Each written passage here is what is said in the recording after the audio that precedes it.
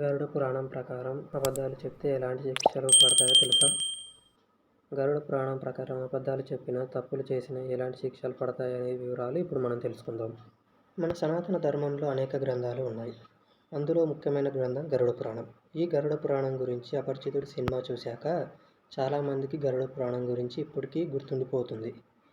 ఇంత ప్రాముఖ్యత ఉన్న ఈ గరుడ పురాణాన్ని వేదవ్యాసుడు రచించాడు. 18 మహాపురాణాలలో గరుడ పురాణం అత్యుత్తమమైనది. దీనికి శ్రీ విష్ణుమూర్తినే అధిపతిగా భావిస్తారు.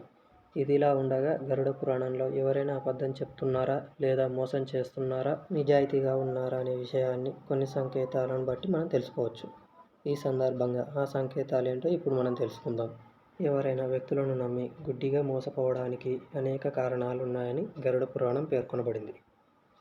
మీకు ఇతరులు అబద్ధాలు చెప్తున్నారనే విషయాన్ని మీరు అర్థం చేసుకోవడం, వారు చెప్పే అబద్ధ విషయాలను గుడ్డిగా నమ్మడం జరుగుతుంది.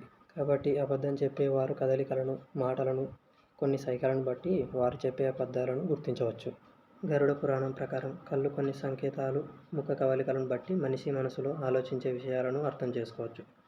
ఎవరైనా వ్యక్తులతో మాట్లాడే సమయంలో వారి కళ్ళను చాలా జాగ్రత్తగా గమనించాలి. వారు మీతో అబద్ధం చెప్తున్నట్లయితే తను దూరంగా చూడడానికి ప్రయత్నిస్తాడు.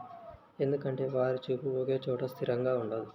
మాట్లాడుతున్నంతసేపు అటు ఇటు చూస్తూనే ఉంటారు. గరుడ పురాణం ప్రకారం ఎవరైనా వ్యక్తి మీ నుంచి ఏదైనా దాచేందుకు ప్రయత్నిస్తున్నప్పుడు వారి బాడీ లాంగ్వేజ్, వారి చర్యలో మార్పులు కనిపిస్తాయి. అలాగే వారు ఏదైనా అబద్ధం చెప్తుంటే వారు కొంత భయంగా కనిపిస్తారు. కొన్నిసార్లు చాలా నిదానంగా మాట్లాడతారు. కొన్నిసార్లు గట్టిగా మాట్లాడటం మొదలు పెడతారు. అంతేకాదు మధ్య మధ్యలో మాట్లాడుతూ తడబడతారు. ఇలాంటి లక్షణాలు కనిపించిన వారు అబద్ధం చెప్తున్నారని మనం అర్థం చేసుకోవాలి. కొందరు మాట్లాడే సమయంలో తమ చేతులు, కాళ్ళను అదే పనిగా నిరంతరం కదుపుతూ ఉంటారు. మరికొందరు వ్యక్తులు కాళ్ళ మీద కాలు వేసుకొని అడ్డంగా పెట్టుకొని కూర్చుంటారు. ఎవరైనా సరే అబద్ధం చెప్పినప్పుడు ఇలా చేస్తారని గరుడ పురాణంలో పేర్కొనబడింది. ఏ వ్యక్తిలోనైనా సరే సాధారణ అలవాట్లలో మార్పులు గమనిస్తుంటే వారు మీతో అబద్ధం చెప్తున్నారని అర్థం చేసుకోవచ్చు. ఎవరైనా మీతో అబద్ధం చెప్తున్నారంటే వారి శరీర శ్రమలో మార్పు వస్తుంది. తరచుగా మాట్లాడేటప్పుడు పొరపాట్లు చేస్తారు లేదా త్వరగా తన వాక్యాన్ని పూర్తి చేసేందుకు ప్రయత్నిస్తారు. అంతేకాదు తమ పనిని త్వరగా పూర్తి చేసేందుకు ప్రయత్నిస్తారు. మీకు ఈ వీడియో నచ్చినట్లయితే మన వీడియోకి ఒక లైక్ చేసి మన ఛానల్ని సబ్స్క్రైబ్ చేసుకోండి.